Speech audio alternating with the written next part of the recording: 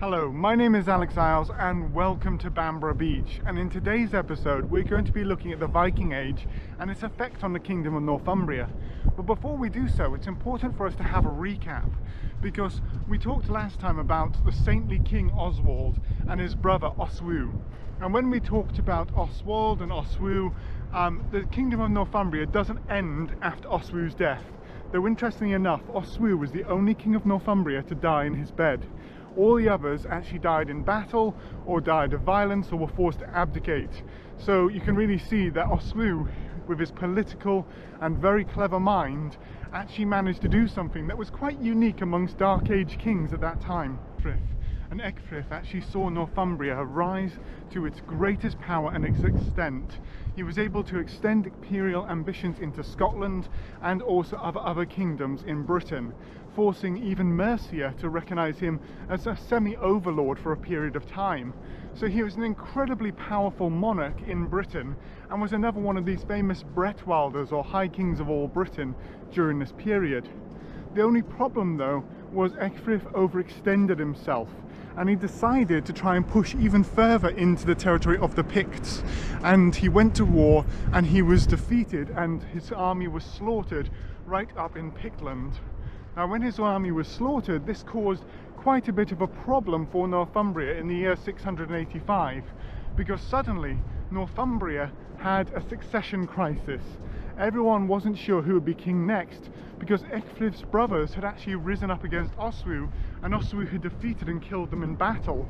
And Oswald's children, they are mentioned, but they seem to disappear, but we're not sure if that means that they died of illness or died in battle, but they fade out into disappear from history. So again, it was unsure of where the Kingdom of Northumbria would go, and the succession of this powerful kingdom up here in the northeast of England.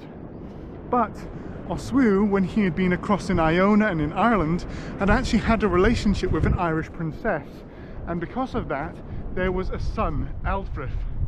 Ealdfrith was actually a very interesting man, because unlike his brother Ecgfrith, he wasn't a warlike individual. He was much more of a poet or a bard, and very deeply religious. And so he comes back across to Northumbria, he's invited and becomes king. And during his reign we see an extension of monasteries, we see an extension of peace, and we don't see the more imperial ambitions of Northumbria. He then has a son, Osred, and Osred I becomes king of Northumbria. When Osred becomes king of Northumbria, unfortunately he is murdered, and that's the end of that particular dynasty of the kings of Northumbria. Now when it's the end of that particular dynasty, it's not the end of the Kingdom of Northumbria as a whole, because it's a very interesting period, and we can trace it right back to Ida, that famous mythological king who came up from Lincolnshire with his 3 longships and his warriors. And when we trace it back to Ida, apparently Ida had 12 sons. This means that many of the nobility and people in Northumbria could trace their descent back to Ida. Now this causes good and bad things. First of all, it means that there should always be a king in Northumbria, because someone can relate themselves back to Ida and to that overlordship of the kingdom. The bad thing is there are so many claimants. There are so many people who can say, well actually I'm descended from Ida, I have a right to be king of Northumbria. And it meant there were always claimants and usurpers who would fight against the kings of Northumbria. And so this meant there was political instability. Sometimes you would see weak kings who would lose territory, such as for instance later on in the 8th century we see Lothian, the area around Edinburgh, is lost to the Scots. We also see as well that in other times some kings were actually able to push their territory further up into southern Scotland, and were able to take parts of the area around Glasgow and parts like that and bring them into Northumbria, or at least subject them to Northumbrian control. So it was backwards and forwards for a period of time, but the kings of Northumbria were still incredibly powerful. And we see at the end of the 8th century, as we're about to go into the 9th century, Northumbria was in a political alliance with Mercia, because the king of Northumbria, his father-in-law, was actually the king of Mercia, Offa, who was an incredibly powerful monarch in Britain at the end of the 8th century. But We have now come up to the end of the 8th century, and one of the most groundbreaking and changing events in Northumbrian history. And this event is in the year 793.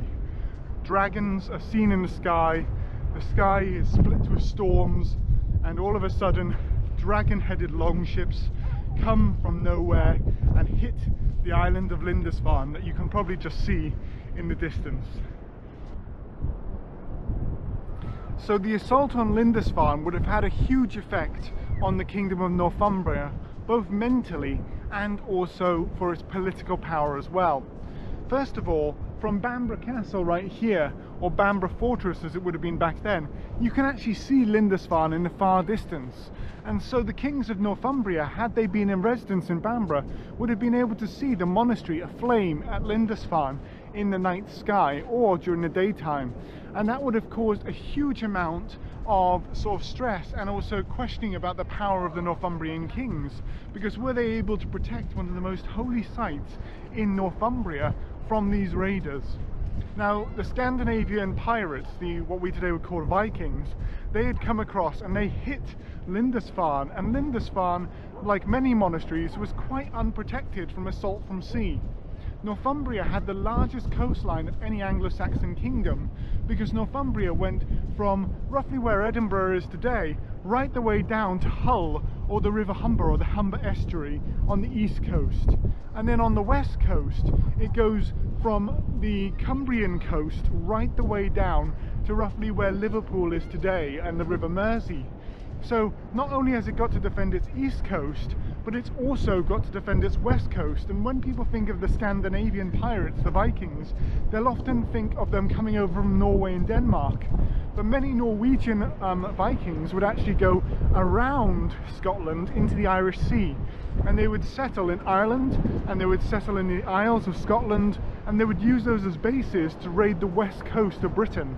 So Northumbria was always at risk of attack from both sides. On top of this as well, we today think of our nations as having armies. We have a standing military force of professional soldiers who are there to protect us and to protect the interests of our country. But back in the Dark Ages, you had a number of soldiers who were the professional force around the monarch, who were basically like a bodyguard. And then after that, you would have the Fyrd, which was the sort of semi-professionals, or alongside that as well, the men of the country who could serve in the army. They weren't professional soldiers, they knew how to use their weapons, and they would have weapons at home that they could bring out, but they were raised by the king to become a fighting force in times of war. So you haven't got a professional standing army, so by the time a raid has come in, you've got to raise the local Fyrd, you've got to go out, you've got to attack the pirates if you can catch them, and then you've got to try and rebuild in some way.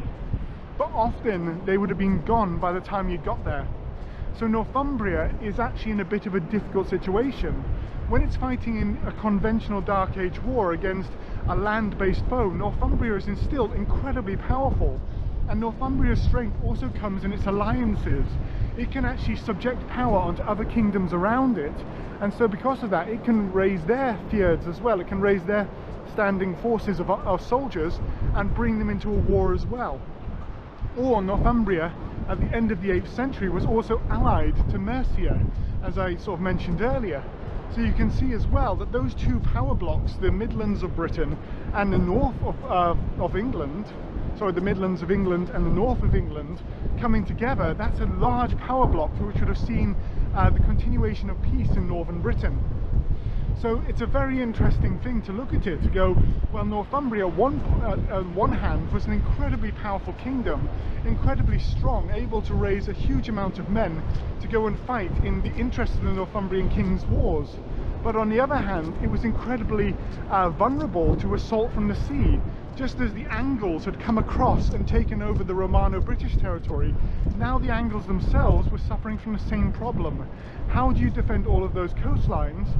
And they don't have the same, maybe the structures that the Romano-British would have had, even though they were much weakened from the Roman structures that had existed earlier on during the Roman period. So it's very interesting to see that when we think of the raid on Lindisfarne, it's not a full-scale assault, as in like one nation versus another nation. It's instead a group of pirates coming in quickly, taking what they can opportunistically and then getting out there as fast as possible, because the alternative is you get caught by one of the most powerful armies in England or in the British Isles at that time. So I hope that really sets the scene of what it would have been like, but at the same time it would have had a massive effect on the Northumbrian kings too, because just behind me you can see Bamborough, but they would have been able to see this raid, and again you get a sense of the helplessness that they must have experienced, and the shame as well that this amazing religious site had been destroyed when it's so close to their own capital city. So now we're going to move on and we're going to look at the effect of the 9th century, or the second half of the 9th century, on the kingdom of Northumbria and the great heathen army that assaulted the Northumbrian kings and caused for the beginning of the end of the kingdom of Northumbria as we know it during the early Dark Ages. Northumbria faces its greatest challenge and what would eventually destroy it as a kingdom, and this is the Great Heathen Army. Now in the year 865 a massive force of Scandinavians had gathered in the Netherlands or in the Low Countries, and then they'd come across and invaded East Anglia. They had basically defeated the East Anglians, and then in 866 they got a lot of horses from the King of East Anglia and they started planning an assault on Northumbria. The reason why is because Northumbria was actually in civil war. There were two claimants, Osbert and Ele, and when they were in civil war against each other, the great heathen host knew it had an opportunity to take Northumbria and to find land to settle all of the soldiers within it. Now the great heathen host is probably around about 10,000 individuals strong, and recently they've actually found some of their camps in Yorkshire, and we really get a sense of how huge this invasion force was. Across in Scandinavia there was a lot of issues going on that had caused for a lot of young men to be without any opportunities. There was large families. The first son inherited everything, and so because of that his then younger brothers had nothing to look forward to. They had no land to inherit, and then on top of this as well, land prices were going up, and there's a possibility that the Scandinavians were also euthanizing girls. They saw the value in male sons, but they didn't see the value in girls, so because of that there were not enough wives to go around. So you've got no opportunities, no land to inherit, you can't become a farmer, and you're not going to find a wife. So because of that, all of these young men, combined with a more aggressive religion, which was the Norse paganism, meant that they just went, well, what are we going to do? They formed war bands, they came together, they gathered their weapons, and they decided, right, we're going to take land. And following the same example as the Angles and Saxons about 400 years earlier, they started a migration into the British Isles. When they came across, they came into the kingdom of Northumbria, and in 867 they assaulted and took York. Now York would have been an absolute treasure, because not only did it have Roman ruins, but it had a large ecclesiastical presence in the centre with the Anglo-Saxon minster and monastery, which meant that York was a very, very wealthy settlement. And then from there they started taking over Yorkshire and settled in the region, which can be seen by a lot of the names of the settlements in and around Yorkshire, which often end with BY, the Danish for village. And so you can see that with Whitby, places like that. So when they come in, they settle, and by taking away the area of Yorkshire from the kingdom of Northumbria, and then one of the leaders of this force is a guy called Halfdan, he becomes king of, well, he styles himself as king of Northumbria, but in more practice it was the kingdom of Yorkshire, and he names it after the main settlement, Jorvik, and so it becomes that kingdom in the centre of England, which would eventually be known as sort of like Yorkshire today. He takes over that area, but it takes a huge amount of land away from Northumbria, and that would have had a direct impact on the kings of Northumbria and on Bamborough right here, because suddenly a load of income which would have previously come from the land of Yorkshire was gone, and it was taking away power from the Northumbrian kings. So now they were only kings of the land north of the River Tees. Slightly later on, they then go up and they defeat the two claimants. They defeat Osbert and kill him in battle, and they take Alla, and according to myth, they do the horrendous act of the blood eagle on him, Whether or not that's true is another matter, but then from there they put puppet kings up in the northeast of England. Slightly later on as well, they take more land from Northumbria, and this would eventually become the land of the holy people, or the Helwer folk.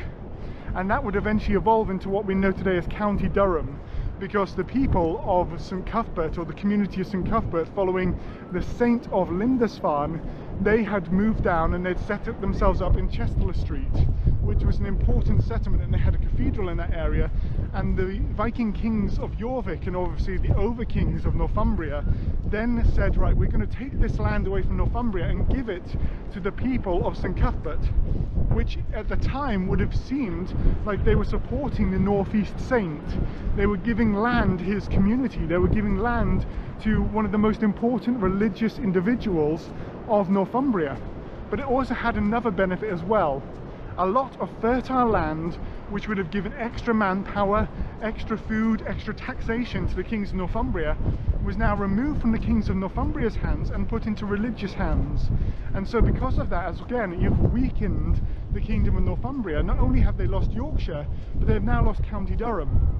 And Northumbria is now in a really difficult position, because whereas before it would have had all of Yorkshire, all of County Durham, all of modern-day Northumberland, and also Cumbria, parts of Lancashire, and then also Lothian as its territory, now it doesn't have any of that.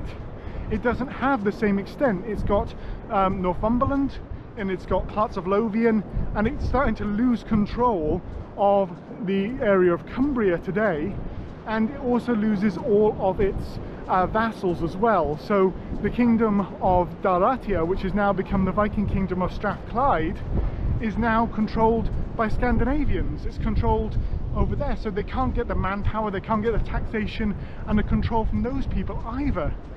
On top of this as well, it can't push any influence to the south and have any influence on Mercia, because all of that territory which it used to have to push into Mercia is now the Viking kingdom of Yorkshire, or Jorvik. So you see again how Northumbria now is a tiny little rump state of this hugely powerful kingdom, which was able to put out influence and power onto the rest of the English kingdoms, and also the Scottish and northern British kingdoms as well. And so it's really the influence of the great Heathen Army that sees the beginning of the end of the kingdom of Northumbria, and would have had a massive impact on the kings of Northumbria, who would eventually become the High Reeves of Bamborough, or the Earls of Northumbria later on.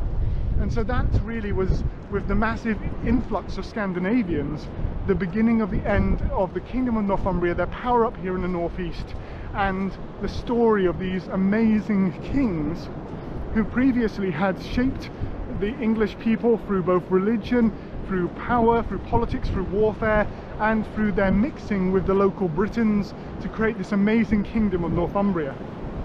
I really hope you've enjoyed this video today. You've learned something about the effect of the Viking Age on the peoples of Northumbria and on northern Britain, and how it basically was the beginning of the end of this kingdom, and from there how Northumbria was transformed into a simple rump state, and how today in England we just have Northumberland, which is a single county, which is the only area which basically has the name connected to this magnificent kingdom that once existed in the Dark Ages. As always, I would ask you to like and subscribe, share this with your friends, and I really hope you'll join me again for another video in the future. Thank you very much, and I look forward to talking to you soon.